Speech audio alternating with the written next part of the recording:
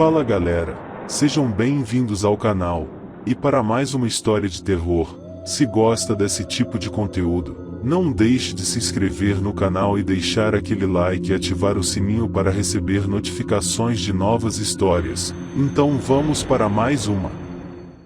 Julgamento por assassinato. Sempre notei uma predominante falta de coragem, mesmo entre pessoas de inteligência superior e cultas, em externar suas próprias reações psicológicas de natureza estranha. Quase todos os homens receiam que o que possam contar em tal matéria não encontre paralelo ou correspondência na vida íntima do ouvinte e se torne suspeito ou ridículo. Um viajante digno de fé, que visse uma criatura extraordinária, no gênero da serpente marinha, não recearia mencionar o fato. Mas se o mesmo viajante tivesse tido singular pressentimento, impulso, transmissão de pensamento, visão em assim chamada, sonho ou outra notável impressão mental, hesitaria consideravelmente antes de o confessar. A essa reserva atribuo grande parte da obscuridade na qual tais assuntos estão envolvidos. Não comunicamos habitualmente nossas experiências dessas coisas subjetivas como comunicamos as de origem objetiva. A consequência é que o pouco que se sabe a esse respeito parece excepcional, e de fato o é, por ser lamentavelmente imperfeito. Com o que contarei não pretendo estabelecer, contestar, ou apoiar teoria. Conheço a história do livreiro de Berlim. Estudei o caso de um falecido astrônomo real conforme foi relatada por Sir David Brewster e acompanhei nos pormenores um caso muito mais notável de ilusão espectral, ocorrido dentro do círculo de meus amigos. É necessário estabelecer, quanto a esse último, que a vítima, uma senhora, não era aparentada comigo, nem em grau afastado. Uma presunção errônea nesse sentido sugeriria explicação para a parte de meu caso, mas somente parte, o que seria infundado. O caso não pode ser atribuído à predisposição hereditária minha, pois não tive antes experiência semelhante, nem tive depois. Não importa há quantos anos, poucos ou muitos, foi cometido na Inglaterra certo assassinato que despertou grande interesse. Já é demasiado que ouvimos sobre os assassinos quando se evidenciam pela atrocidade do crime, e, se pudesse, eu gostaria de sepultar a lembrança desse bruto, ao qual me referirei, como seu corpo foi sepultado na prisão de Newgate. Propositadamente, abstenho-me de dar indício direto quanto à identificação do criminoso. Logo que se descobriu o assassínio, nenhuma suspeita recaiu, ou antes deveria dizer, porque não posso ser preciso nos fatos, não foi insinuado que recaísse suspeita sobre o homem que foi mais tarde levado a julgamento. Como nenhuma referência fosse feita a ele, naquela ocasião, na imprensa, é obviamente impossível que descrição sua possa ter sido publicada, no momento, pelos jornais. É essencial que esse fato seja lembrado. Desdobrando, ao desjejum, meu jornal matinal, no qual era relatada aquela primeira descoberta, achei que o caso era profundamente interessante e o li com a maior atenção. Li 2 vezes, se não 3. A descoberta fora feita num dormitório e, quando pousei o jornal, tive a percepção de um lampejo, ímpeto, visão, não sei como chamar, nenhuma palavra que possa me ocorrer é suficientemente descritiva, no qual eu via passar aquele dormitório em minha sala, como um quadro absurdamente pintado num rio corrente. Embora quase instantâneo em sua passagem, era perfeitamente claro, tão claro que eu, distintamente, e com sensação de alívio, notei a ausência do cadáver na cama. Não foi em algum lugar romântico que tive essa curiosa sensação, mas sim num apartamento em Piccadilly, muito perto da esquina da rua São Jaime. Foi inteiramente nova para mim. Eu estava em minha poltrona, naquele momento, e a sensação foi acompanhada de um estremecimento que mexeu a cadeira fora de posição. Mas se deve notar que a cadeira deslizava com facilidade nos gonzos. Fui até uma das janelas, havia duas no aposento, que ficava no segundo andar, para refrescar os olhos no movimento de Piccadilly. Era uma clara manhã de outono e a rua estava cintilante e alegre. O vento era forte. Quando olhei para fora, uma lufada trouxe do parque uma quantidade de folhas secas, que um remoinho levantou numa coluna espiral. Quando a coluna caiu e as folhas se dispersaram, vi dois homens no lado oposto da rua, caminhando de oeste a leste. Iam um atrás do outro. O homem da frente olhava várias vezes atrás sobre o ombro.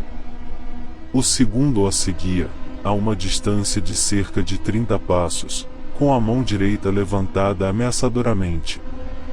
Primeiro, a singularidade e persistência daquele gesto de ameaça num logradouro público e movimentado atraiu a minha atenção, e, depois, a circunstância ainda mais notável de que ninguém o observasse. Ambos os homens abriam caminho entre os outros pedestres com suavidade dificilmente compatível mesmo com a ação de caminhar numa rua pavimentada. E nenhuma pessoa, que eu pudesse ver, dava passagem, os tocava ou olhava. Ao passarem diante de minha janela, ambos me fitaram. Vi os dois rostos muito distintamente e sabia que poderia os reconhecer em qualquer lugar. Não que eu tivesse observado conscientemente algo particularmente notável nos dois rostos, exceto que o homem da frente tinha um aspecto singularmente abatido e que o rosto do homem que o seguia era a cor de cera velha. Sou solteiro e todo o meu pessoal é constituído pelo criado e sua esposa. Meu emprego é em uma certa filial de banco e gostaria que minhas obrigações como chefe de seção fossem tão leves quanto em geral se supõe. Fizeram-me ficar na cidade naquele outono, quando eu necessitava de uma mudança de ar. Eu não estava doente, mas não andava passando bem. O leitor que tire a melhor conclusão possível de eu me sentir cansado, ter uma sensação de abatimento geral por causa da vida monótona que levava, e de estar ligeiramente dispéptico. Tenho a garantia de um médico afamado de que meu estado geral de saúde naquela época não merecia maior atenção e estou afirmando isso de uma resposta escrita a meu pedido. Conforme a circunstância do crime, gradualmente se encaminhando ao desfecho, se apossavam cada vez mais fortemente da opinião pública, eu as conservava afastadas da minha, procurando saber tão pouco quanto possível sobre elas, no meio da excitação geral. Mas sabia que fora pronunciado contra o indigitado assassino um veredicto de homicídio voluntário e que fora preso em Newgate e aguarda o julgamento. Sabia também que o julgamento fora adiado à próxima audiência da Corte Criminal sob a alegação de conveniência geral e de falta de tempo à preparação da defesa. É possível que também soubesse, mas acho que não, quando, ou aproximadamente quando, começariam as audiências às quais o julgamento fora adiado. Minha saleta, quarto de dormir e quarto de vestir, eram todos no mesmo andar. Com o último não existe comunicação, a não ser dentro do dormitório. Na verdade, há uma porta nele, que outrora comunicava com a caixa das escadas, mas parte da armação de meu banheiro fora, e estivera durante vários anos, fixada através dela. Na mesma época, e como parte do mesmo arranjo, a porta fora pregada e recoberta em cima com lona pintada. Numa noite, já tarde, eu estava em meu quarto de dormir, dando algumas instruções a meu criado, antes de me deitar. Tinha o rosto voltado à única porta de comunicação em uso ao quarto de vestir, que estava fechada. Meu criado estava de costas a essa porta. Enquanto estava falando com ele, vi abrir-se, e um homem olhar por ela e me fazer um aceno misterioso e insistente. Aquele homem era o que ia em segundo lugar Piccadilly afora e que tinha a cara cor de cera velha. A figura, tendo acenado, recuou e fechou a porta. Sem outra demora além do tempo que gastei em atravessar o dormitório, abri a porta do quarto de vestir, e olhei adentro. Tinha na mão uma vela acesa. Não sentia esperança íntima de ver o vulto no quarto de vestir e não vi.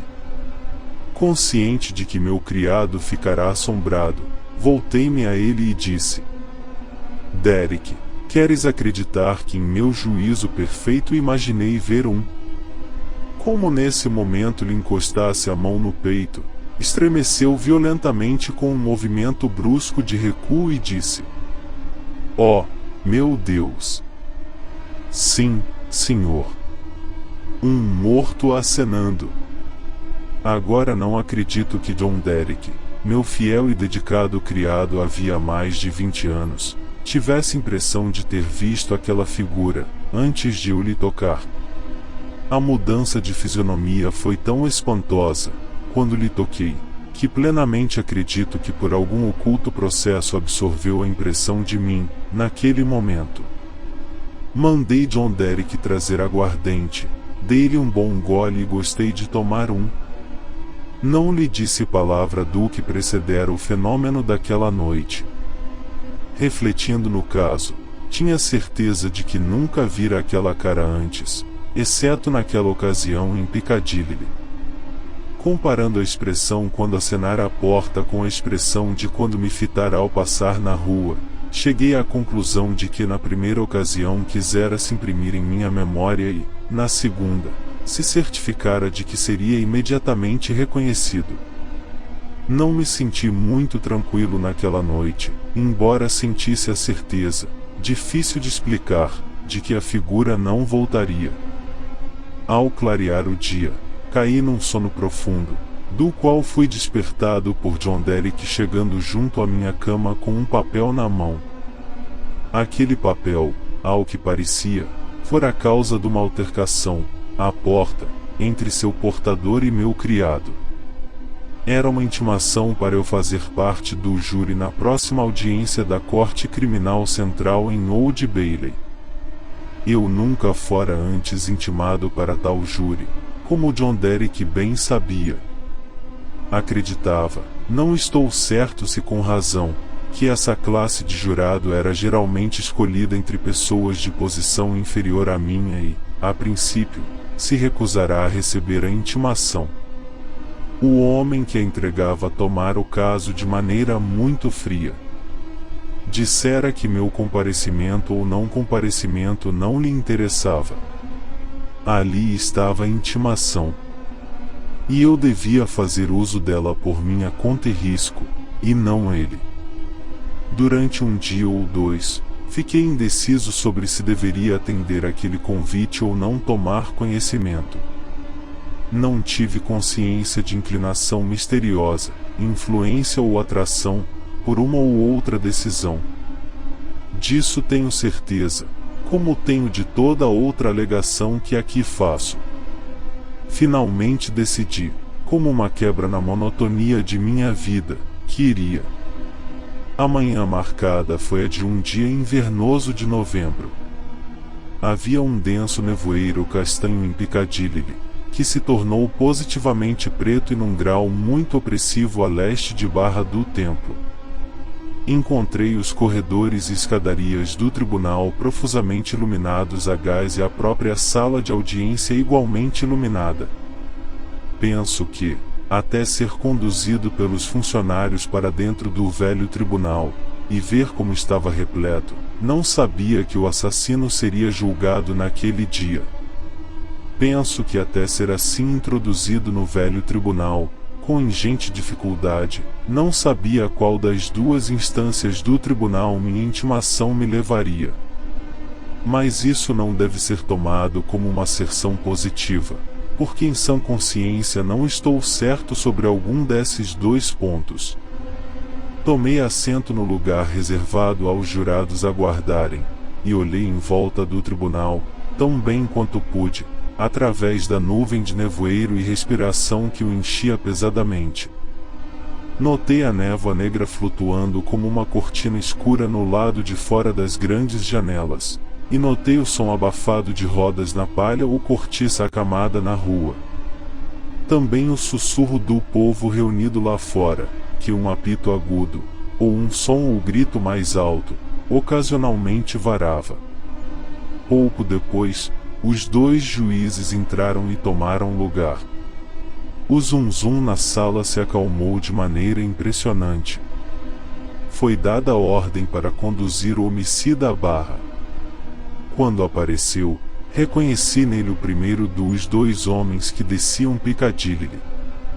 Se meu nome fosse chamado naquele momento, duvido que poderia responder de maneira audível. Mas era o 6º ou 8º do quadro, e, quando chamaram, eu já estava em condição de dizer presente. Agora observai. Quando entrei no reservado, o prisioneiro, que estivera olhando atentamente, mas sem sinal de interesse, ficou violentamente agitado e acenou ao advogado. O desejo do prisioneiro de me vetar era tão manifesto que provocou uma pausa, durante a qual o advogado, com a mão apoiada na barra, cochichou com o cliente e abanou a cabeça. Soube depois, por aquele cavalheiro, que as primeiras palavras assustadas do prisioneiro a ele foram: "Na dúvida, recusa aquele homem." Mas, como não apresenta-se razão substancial, e admitisse que nunca ouvirá meu nome até que fora proclamado ali ou aparecerá, não foi atendido. Tanto pelo motivo já explicado de evitar reviver a memória daquele perverso assassino, como também porque uma minuta detalhada daquele longo julgamento não é indispensável à minha narrativa, eu me limitarei estritamente aos incidentes verificados naqueles 10 dias e noites, durante os quais os jurados fomos conservados juntos, que mais diretamente se relacionem com minha curiosa aventura. É nesta, e não no assassino, que desejo interessar meu leitor. É a ela, e não a uma página do calendário de Newgate, que peço atenção. Fui escolhido para presidente do júri. No 2º dia do julgamento, depois de tomados depoimentos de testemunha durante 2 horas, ouvi os campanários da igreja badalarem. Acontecendo-me passar os olhos nos jurados meus colegas, achei uma dificuldade inexplicável em contá-los. Contei-os várias vezes, encontrando sempre a mesma dificuldade. Resumindo, sempre achava que havia um a mais. Toquei no braço do jurado, cujo lugar era ao lado do meu, e sussurrei: "Faz-me a fineza de nos contar." Pareceu surpreso com o pedido, mas virou a cabeça e contou. Disse subitamente: "Ora essa! Somos 13. Mas não. Não é possível. Não. Somos 12. De acordo com minhas contagens naquele dia, estávamos sempre certos, separadamente, mas em conjunto havia sempre um a mais. Não havia aparência, nenhum vulto, para causar isso, mas eu tinha agora uma vaga noção íntima do vulto que certamente surgiria. Os jurados estavam alojados na Taberna Londres. Dormíamos todos numa grande sala, em camas separadas, e estávamos constantemente em função e sob a custódia de um policial designado para nos conservar em lugar seguro. Não vejo razão para encobrir o nome verdadeiro desse funcionário. Era inteligente, muito educado, prestimoso e, gostei de saber, muito respeitado na cidade. Tinha maneiras agradáveis, bons olhos, invejáveis suíças pretas e uma bela voz sonora. Seu nome era Harker. Quando nos deitamos em nossas 12 camas, na noite, a cama de Sr. Harker foi colocada atravessada na porta. Na noite do segundo dia, não estando disposto a me deitar, e vendo o Sr. Harker sentado em sua cama, fui-me sentar a seu lado e ofereci uma pitada de rapé. Quando a mão de Sr. Harker tocou a minha, ao tirar o rapé da caixa, um estremecimento peculiar lhe percorreu o corpo, e disse: "Quem é aquele?"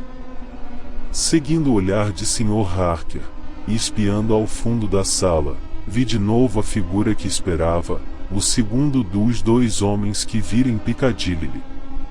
Levantei-me e avancei alguns passos, parei e olhei Sr. Harker. Estava absolutamente indiferente, riu e disse em tom de gracejo: "Julguei, um momento, que tínhamos um 13º jurado, sem cama. Mas agora vejo que era o luar." Sem fazer confidência a Sr. Harker, mas o convidando a caminhar um pouco comigo até a extremidade da sala, observei o que a figura fazia. Ficava parada alguns momentos ao lado da cama de cada um de meus colegas jurados, junto ao travesseiro. Ia sempre ao lado direito da cama e sempre prosseguia fazendo volta nos pés da cama seguinte. Parecia, pelo movimento da cabeça, olhar apenas pensativamente a cada vulto deitado. Não me prestou atenção, nem à minha cama, que era mais próxima da de Sr. Harker. Pareceu sair onde entrava o luar, através de uma janela alta, como que em um lance aéreo de escada. Na manhã seguinte, ao desjejum, verificou-se que todos os presentes sonharam com a vítima durante a noite, exceto eu e Sr. Harker. Eu estava, agora, convencido de que o segundo homem que descia Piccadilly lhe era o assassinado. Era como se essa ideia me houvesse sido imposta por seu próprio testemunho imediato. Mas até mesmo isso aconteceu de uma maneira para a qual não estava impreparado. No 5º dia do julgamento, quando o caso se encaminhava ao fim do libelo, foi exibida como prova uma miniatura pertencente ao assassinado, que estava desaparecida de seu quarto na ocasião da descoberta do caso, e fora depois encontrada num esconderijo onde o acusado fora visto cavando. Sendo identificada pela testemunha em inquirição, foi entregue à mesa, e dali enviada pelo júri a exame. Quando um funcionário, vestindo uma beca preta, se encaminhava a mim com ela, o vulto do segundo homem que eu vira descendo Piccadilly lhe avançou impetuosamente do meio da multidão, tomou a miniatura da mão do funcionário e a deu a mim com as próprias mãos, dizendo ao mesmo tempo em voz baixa e tom cavo, antes que eu visse a miniatura que estava num broche. Eu era mais moço nesse tempo e não tinha o rosto macilento pela perda de sangue. Também se interpôs entre mim e o jurado a quem eu devia entregar a miniatura, e entre ele e o seguinte. E assim a passou de mão a mão entre os 12 jurados, até que voltou à minha posse. Nenhum dos outros o percebeu. As refeições, e em geral quando ficávamos fechados juntos sob a custódia de Sr. Harker, desde o princípio discutíamos, naturalmente, um bocado o andamento diário do processo. No 5º dia, estando encerrado o libelo, e tendo aquele lado do caso inteiramente desdobrado perante nós, nossa discussão foi mais animada e séria. Entre nós havia um sacristão, o maior idiota que certamente já conheci, que refutava a prova mais concreta com as mais absurdas objeções, e que era apoiado por 2 papa-hóstias sem firmeza. Os 3 procediam de maneira tão escrupulosa que pareciam estar opinando em seu próprio julgamento por 500 crimes. Quando aqueles perniciosos cabeçudos estavam no auge da discussão, o que seria cerca da meia-noite, enquanto alguns já nos preparávamos para dormir, vi de novo o assassinado. Estava ameaçadoramente parado atrás deles, e me fazia sinal. Quando me encaminhei a eles e me intrometi na conversa, imediatamente se retirou. Aquilo foi o começo de uma série de aparições separadas, confinadas àquela grande sala na qual nós estávamos reclusos. Sempre que um grupo dos meus colegas jurados inclinava a cabeça confabulando, eu via a cabeça do assassinado entre elas. Sempre que a comparação de notas ia contra si, o vulto acenava solene e irresistivelmente a mim.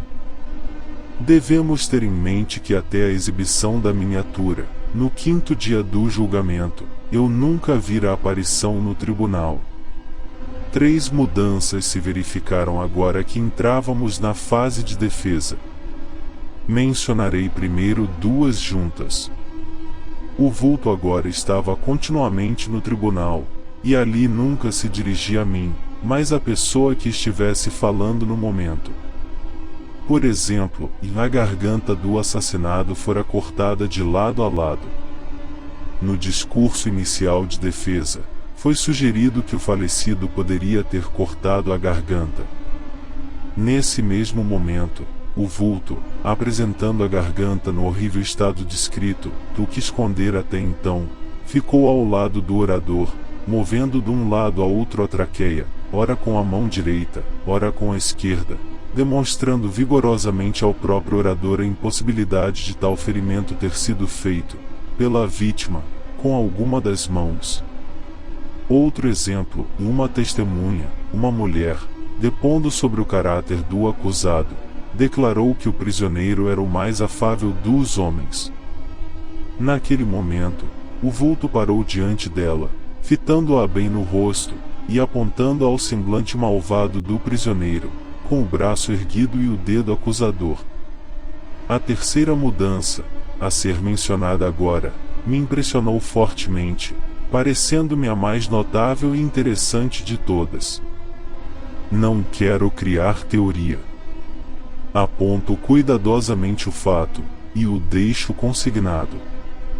Embora a aparição não fosse na realidade percebida por aqueles a quem se dirigia, sua aproximação a tais pessoas era invariavelmente denunciada por perturbação ou abalo da parte delas.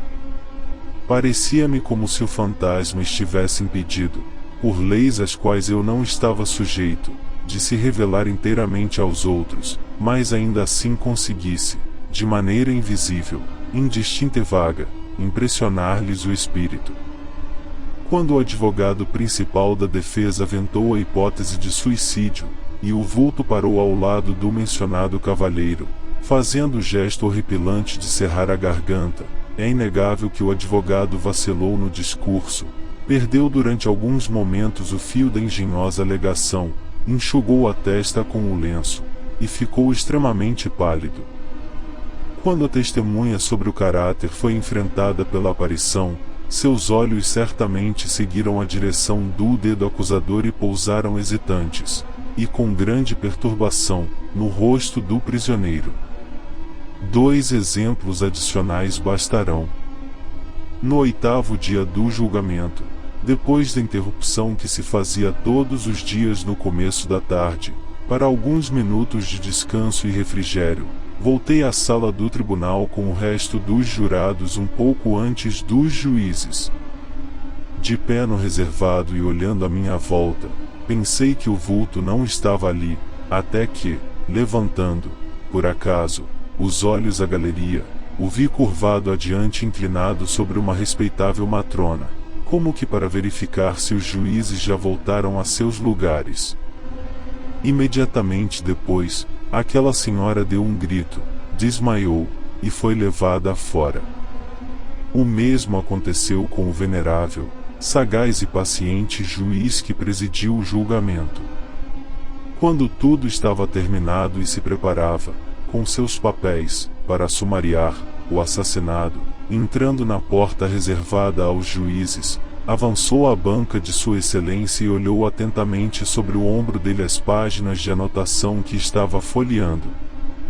Uma mudança se operou no rosto de Sua Excelência. Parou o movimento da mão. Aquele estremecimento peculiar, que eu conhecia de sobra, o agitou. Hesitou.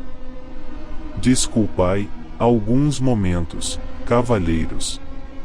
Sinto-me um pouco oprimido pelo ar viciado. E só se refez depois de beber um copo d'água. através de toda a monotonia de 6 daqueles 10 dias, os mesmos juízes no estrado, o mesmo assassino na barra, os mesmos advogados na banca, a mesma toada de pergunta e resposta se erguendo ao teto do tribunal, o mesmo render da pena do juiz, os mesmos porteiros entrando e saindo, as mesmas luzes acesas nas mesmas horas quando não havia luz natural do dia, a mesma cortina de névoa do lado de fora das janelas quando havia nevoeiro, a mesma chuva pingando e gotejando quando estava mau tempo, as mesmas pegadas de carcereiros e prisioneiro dia após dia no mesmo serrim, as mesmas chaves fechando e abrindo as mesmas pesadas portas, através de toda a fatigante monotonia que me fazia ter a sensação de ser presidente do júri durante um vasto período de tempo e de que Piccadilly florescera concomitantemente com Babilônia. O assassinado nunca perdeu um traço de sua clareza a meus olhos, nem foi menos distinto do que outro dos presentes. Não devo deixar de mencionar, como fato digno de nota, que não vi a aparição que chamo de o assassinado olhar o assassino. Várias vezes pensei, por que não o faz? Mas nunca olhou. Nem olhou a mim, depois da exibição da miniatura, até que os últimos minutos finais do julgamento chegaram. Retiramo-nos para deliberar quando faltavam 10 minutos para as 10 horas da noite. O implicante sacristão e os 2 papa-hóstias nos deram tanto trabalho que 2 vezes voltamos à sala do tribunal para pedir que fossem lidas novamente certas passagens das notas do juiz. 9 dentre nós não tinham dúvida com referência a essas passagens, nem a tinha, parece-me, outra pessoa no tribunal. O triunvirato de teimosos, no entanto, não tendo outra ideia além de opor dificuldade, discutiam por essa razão mesmo. Em conclusão, nossa opinião prevaleceu e o júri enfim voltou à sala do tribunal, à 00:10. Naquele momento, o assassinado estava bem em frente ao reservado do júri, do outro lado do tribunal. Quando tomei meu lugar, fitou-me com grande atenção. Pareceu satisfeito, e lentamente agitou um grande véu cinzento que trazia no braço na primeira vez, lançando-o sobre a cabeça e sobre todo o corpo. Quando pronunciei nosso veredicto, culpado, o véu se abateu, tudo desapareceu, e o lugar estava vazio. Quando o assassino foi inquirido pelo juiz, de acordo com o uso, se tinha algo a alegar antes que a sentença de morte fosse pronunciada, murmurou indistintamente algo que foi descrito nos principais jornais do dia seguinte como algumas palavras gaguejantes e incoerentes, que mal se ouviram e nas quais dava a entender que se queixava de não ter um julgamento honesto, porque o presidente do júri estava de prevenção contra ele. A notável declaração que realmente fez foi a seguinte: meu Deus! Eu sabia que era um homem condenado quando o presidente de meu júri entrou no recinto reservado.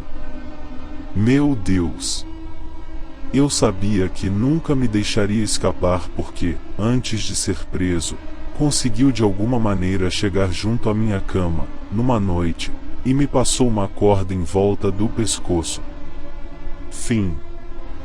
Se gostou, deixa o like e não esqueça de inscrever no canal.